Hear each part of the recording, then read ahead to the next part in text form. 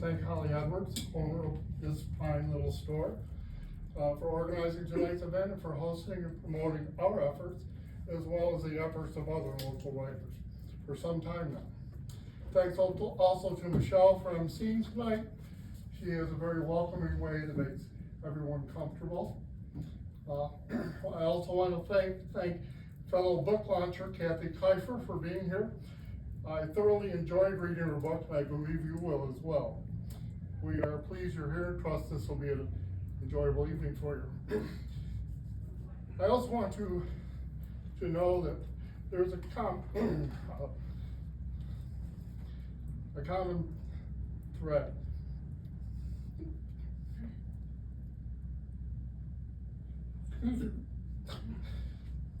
A common thread that runs through tonight's proceedings, and that thread is the late great Mike Miller,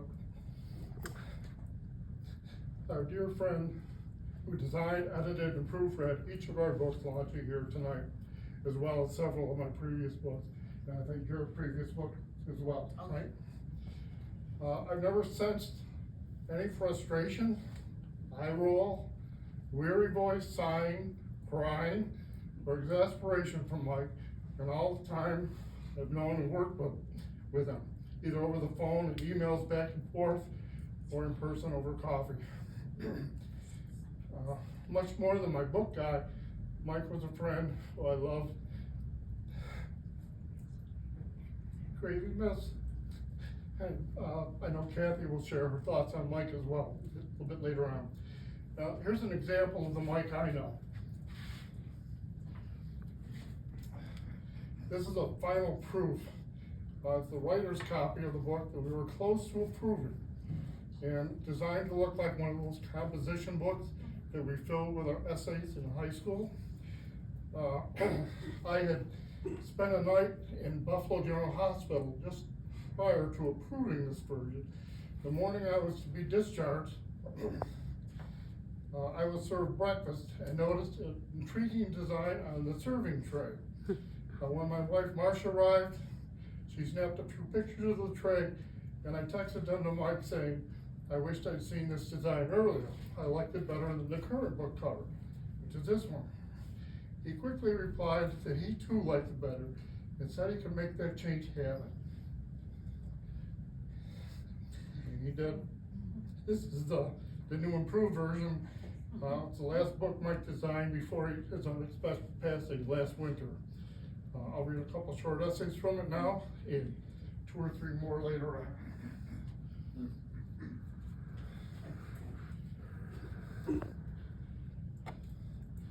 And this is a little different for me. All my previous books were poetry books. This is a book of essays. The title is, Septuagenarian. If you don't know what that means, if you're in your 70s, like me, you're a septuagenarian, okay? Septuagenarian musings on pretty much anything. It's all no longer than one page. And the first one I'm going to read is the Buffalo Bills.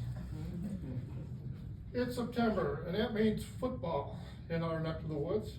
Football is the Buffalo Bills. Football lighters means shirts, hats, flags, golf balls, pens, shoes, cigarette lighters, etc. Practically anything and everything that the team's logo can be applied to, appearing seemingly everywhere. I saw a woman with a jacket with Bills, B-I-L-L-S, on the back. That was all it was on. And while I know what a bear is, likewise a dolphin, a jet, a colt, and a lion, I got to wondering, what exactly is a bill? I've attended a few Bills games over the years and watched most others on television, but never thought about that before. It turns out that the Buffalo Bills were named after William Frederick Cody, an American guide, Indian scout, Western frontiersman, and buffalo bison actually, buffalo hunter who came to be known as Buffalo Bill. I'm not sure how many, if any, bison were slain in Western New York, but the name was officially chosen prior to the team's 1960 inception, and the Buffalo Bills remain wildly popular to this day. After a bit of thought, it seems quite ironic as the team's logo, a charging buffalo, bison actually. Originally, the original logo was a standing bison, actually depicts the very animal that the person the team was named for slaughtered by the thousands. So, thought it was kind of interesting. The second, this is bad drivers. All can relate to that. I'm certain bad drivers have existed since horse and buggy days, probably before that as well. I'm referring here to the modern dangerous drivers who weave in and out of traffic, excessively exceed the speed limit, and cruise through stop signs while turning right. My wife Marcia has a theory on this increasingly popular phenomenon, and I think she's right on the money. Her theory is mostly driven, pardon the pun, by inconsideration, and to a lesser degree, by a lack of awareness, self-absorption, and an ignorance of the basic laws of physics. While driving down a country road, for example, somebody pulls out from a driveway or side road, and I have to brake to avoid a crash. Sometimes they had a nice touch to the whole experience by turning off the road just a short distance after inconveniencing me. If I were to confront that driver, not a good idea these days, they'd likely reply, "What's the problem? Nobody got hurt," or "I was in a hurry," or "I didn't know," or "I didn't see you," or "F you." I'll admit to setting my car's cruise control to 70 miles per hour on a throughway with a speed limit of 65. But more and more, there are other drivers weaving in and out of both lanes and past me going 90. Too much NASCAR? Often I'm driving in the city and up ahead the light is green. Some clown approaches from the side road on the right where the light is red and cruises through the intersection, slowing just enough to make the turn into my lane, requiring me to brake to avoid a collision. Last I checked, drivers were supposed to come to a stop before turning. What a world, what a world. Kathy, your turn. You? Yep. Written down my comments so I don't forget anything here. Thank you for coming, I would have remembered that. It's a great honor to be here, and I want to thank Robert Frost for inviting me to share this evening with him, and Holly and Michelle for making this possible.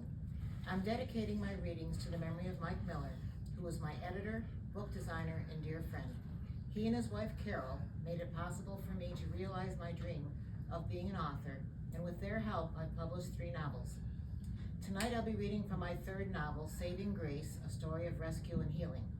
I owe many of the ideas and inspiration for this book to my husband Al, who is an animal rescuer and rehabber for whom this story is close to his heart. To start out my reading, I'll share the description on the back of my book. At 50, Pete Logan finds himself newly divorced, lonely, and facing an empty future. When he accidentally hits a fox with his truck one rainy night, animal rehabber Breezy Bennett stops to help. Through a brief conversation, he discovers they are neighbors, but she is clearly not interested in small talk. Experienced and businesslike, she refuses most of Pete's help as she examines the injured animal, contacts her wildlife vet, and takes off with the fox before he can thank her. But at a second chance meeting the following day, Pete gets the opportunity to take on some restoration work at the gracious old farmhouse Breezy shares with her Aunt Hannah. Fascinated by this intriguing young woman, but increasingly mystified by her impassive manner, Pete discovers that she carries a painful burden of guilt over an early life tragedy on the death of her little sister. Set against a backdrop of animal rehab and rescue, the story brings together 2 heartbroken people who must learn to trust again as they begin to heal and open themselves to the possibility of new love.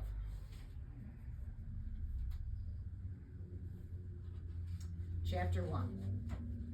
It would have been Pete Logan's 26th wedding anniversary, exactly 1 year since he'd found his wife in bed with her literary agent.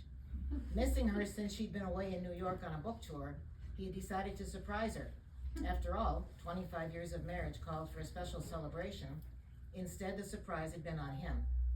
Nearly 3 months earlier, his divorce had been finalized and his marriage, contentious and painful as it had become, had officially ended, legally, cleanly, spelled out in precise finality, at least on paper. Although his logic told him it was time to move on, he knew that losing Sarah would forever fester like an oozing scab on his heart. How could 1 year later hurt more? Maybe because the reality of his future had set in. There was no going back, and the lingering anger, bitterness, and numbing loneliness stretched before him indefinitely. It made this rainy mid-April evening feel even more desolate as he closed Logan's automotive for the weekend and headed out of town to his cabin about 30 minutes away. "At least I can count on you, Lugnut," he said. At the sound of his name, the brown lab laying beside him on the front seat of the truck raised his black muzzled face and pointed his black-tipped ears, tail wagging. He was Pete's constant companion, accompanying him to the garage every day, where he welcomed and charmed the customers, and then going home with him each night. Pete reached over and stroked his head. "Don't know what I'd do without you, buddy." The tiny cat paw-shaped raindrops that had spotted the windshield a few minutes earlier turned into a driving downpour and got his full attention. As he rounded the next curve on the dark country road, a flash of fur and legs appeared in his headlights with a dull thud against his bumper. Lugnut jumped and began to bark. "Oh, God," Pete groaned as he slowed and pulled off the road. He grabbed a flashlight from his glove compartment and pulled the brim of his cap down. "Stay," he ordered, as the dog pranced around the front seat, still carrying on loudly. He got out and checked for damage to his truck. It looked okay. Then he aimed his light at the ditch and saw what appeared to be a medium-sized grayish dog, slightly bloodied and lying still in a couple of inches of water. A pang of regret went through him. As he watched for any movement of the animal, another pickup truck rounded the corner and slowed down, then pulled over with its emergency flashers and a pulsating amber roof light. He heard a door slam. "Did something get hit?" a female voice called out. "I think I killed somebody's dog," Pete answered. "It jumped right out in front of me." A petite figure in a yellow slicker and a wide-brimmed hat appeared beside him with her own flashlight and shone it on the animal. She stepped into the ditch and crouched over it, speaking softly and lightly stroking it. "Is it still alive?" Pete asked. "He's breathing," the woman answered. "Thank you for caring enough to stop. Most people don't." She stood. "Go ahead to where you're going. I'll take care of this." She headed back to her truck. "Well, what are you going to do? Can I give you a hand?" Pete called after her. "No thanks, I've got this." Curious about what she would do next, and incapable of leaving a woman alone on a dark stretch of road at night, he waited for her to come back. He could still hear Lugnut's muffled barking. "Oh, it's okay, puppy. Everything will be fine." Pete turned to see the woman at the passenger side of his truck, speaking soothingly through the dark window to Lugnut before she came back with a thick felt blanket and stepped into the ditch again. "What are you going to do with that?" he asked. But she was all business, too focused to reply, and he watched her wrap the animal in the blanket with obvious experience before lifting it in her arms. "Here, let me help you." He reached out awkwardly, but she had already stepped back onto the road. "I've got it," she said, "but could you open the tailgate of my truck?" "Sure." Pete hurried ahead of her and pulled it open as she eased the bundle onto it and lifted the edge of the blanket. He took a closer look. "Is that a fox?" "Yes," she said, as she ran her hands over the unconscious animal, giving it her full attention. He watched as she gently, carefully checked its legs one at a time and cradled its head tenderly before opening its eyes and mouth with her thumbs. The rain hadn't let up, yet she seemed oblivious to it as she took her time, turning its head to probe what appeared to be a deep wound. After a couple of minutes of careful examination, she quickly rewrapped the fox. "As long as you're still here, could you grab that large cage and open the door, please?" "Sure." Pete reached deeper into the truck bed, pulled out the cage, opened the door, and held it in place as she eased the animal inside. Stepping back, he noticed the white signs on the sides and back of the black Ford Ranger. "Wild Animal Rescue and Transport." "Hey, is there more than one of these trucks around here?" Pete asked. "I wish." She pulled her phone from her coat pocket and pressed 2 buttons. "Then it's your truck I always see in the driveway down the road. We're neighbors." He extended his hand. "Pete Logan, 28 Old Oak Road." "Breezy Bennett," she said, briskly returning the handshake. "Breezy?" he repeated, not sure he'd heard it right. "Short for Brianna."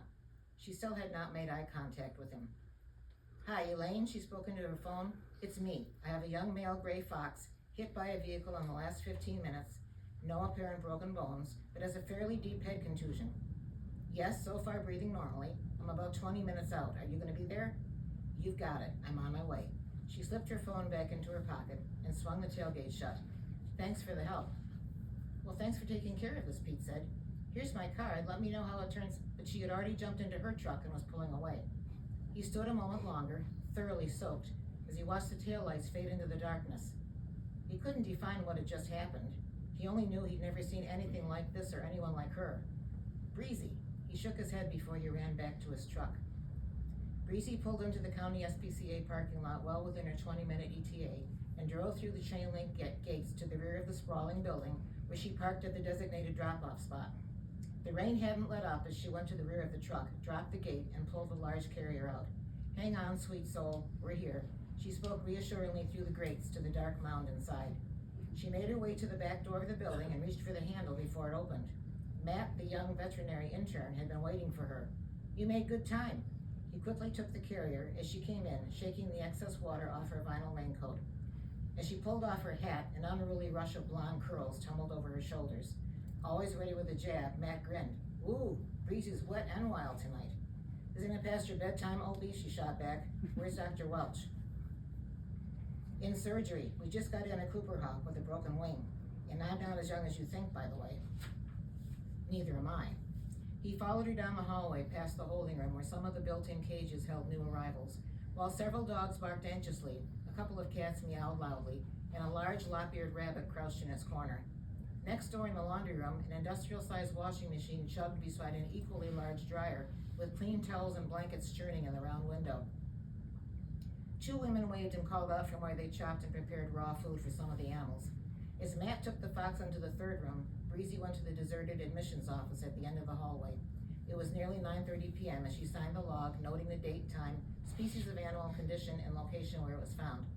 She went back to Matt as he gently pulled the fox, still in the blanket, from the carrier and helped him place it on a large scale, checking the weight. "A little undernourished," he commented, as he noted it on his clipboard. "Maybe, but he seems okay except for that nasty gash on his head." "We'll give him the once-over to make sure." Through an adjoining doorway, Breezy could see that Elaine was completing the surgery on the hawk. "You're just in time, girlfriend. I could use another hand while I splint this wing." "Glad to." Accustomed to assisting with certain procedures, Breezy moved in beside her and held the wing in place while Elaine finished and wrapped it. "Bad break?" she asked. "So bad the bone was protruding," Elaine murmured. "Talk about a wing and a prayer." She gently placed the bird into a soft carrier and turned. "Now let's take a look at that fox of yours. He seems okay except for the head wound I told you about." Elaine followed her back to where Matt was finishing a quick assessment. Taking over, she continued with a more thorough examination. "Looks pretty good." Checking the legs, she lifted each foot, looked closely at the pads, then paused, holding up a paw. Breezy saw the open sores. "I didn't catch that in the dark," she said quietly. "What is it, Dr. Welch?" Matt asked.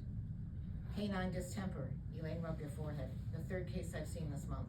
It's showing up in the raccoon population too. Highly contagious and always fatal." "So there's nothing they can do?" Matt asked. Breezy knew the answer as she tried to swallow the wave of emotion that always came with a rescue failure.